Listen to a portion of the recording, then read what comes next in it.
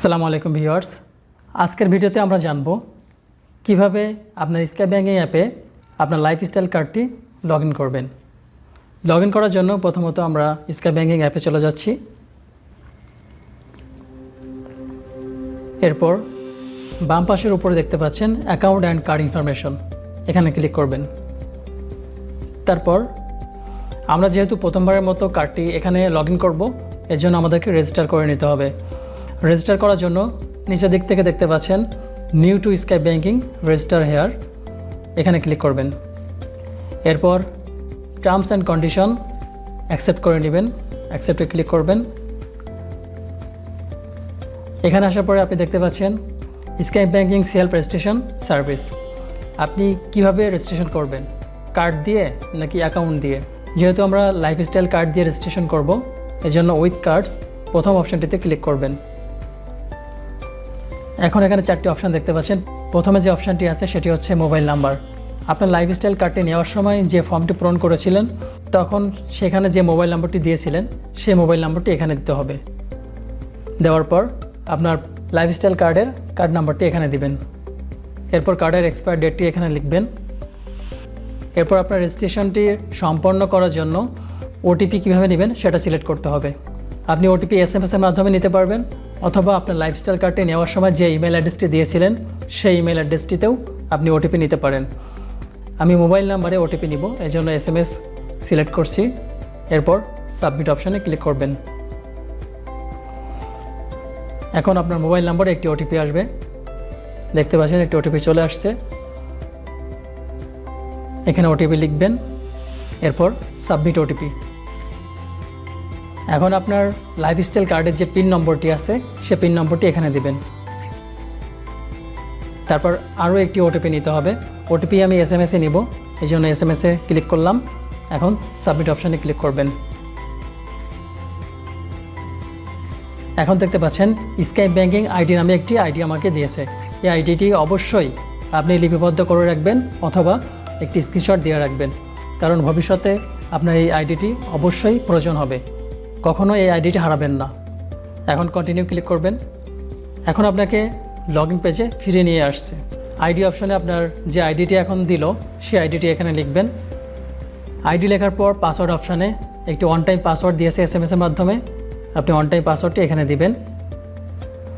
দেওয়ার পর তীর চিহ্ন অপশানে ক্লিক করবেন।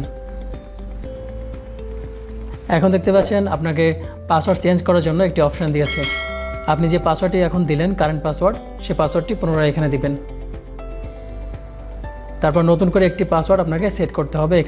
এখানে পাসওয়ার্ড কিভাবে তৈরি করবেন তার একটু বিস্তারিত বর্ণনা দিয়েছে। পাসওয়ার্ডটি মিনিমাম 8 ক্যারেক্টার হতে হবে।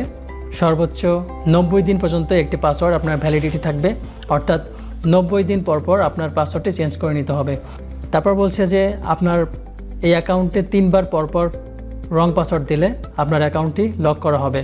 অবশ্য ভয়ের কোনো কারণ নেই। যদি কোনো কারণে আপনার অ্যাকাউন্টটি লক হয়ে যেয়ে থাকে, তাহলে আপনি 16230 EBL এর কাস্টমার কেয়ারে যোগাযোগ করে অ্যাকাউন্টটি ঠিক করে নিতে পারবেন।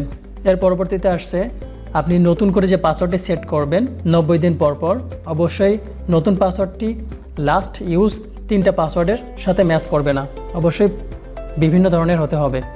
অর্থাৎ বিগত 3টি পাসওয়ার্ড থেকে আপনার নতুন পাসওয়ার্ডটি ভিন্ন হতে হবে।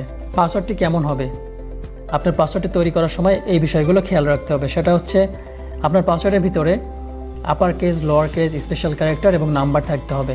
অর্থাৎ একটি পাসওয়ার্ড তৈরি করতে গেলে অবশ্যই আপনার পাসওয়ার্ডের ভিতরে বড় হাতের অক্ষর, ছোট হাতের অক্ষর, কিছু স্পেশাল ক্যারেক্টার যেমন @, ফুল স্টপ, কমা ইত্যাদি, এবং সাথে নাম্বার যুক্ত থাকতে হবে 1 2 3 4। 4টি ক্যারেক্টারের সমন্বয়ে একটি পাসওয়ার্ড আপনার গঠন করতে হবে। তো আমরা এখন নিউ পাসওয়ার্ড দিচ্ছি।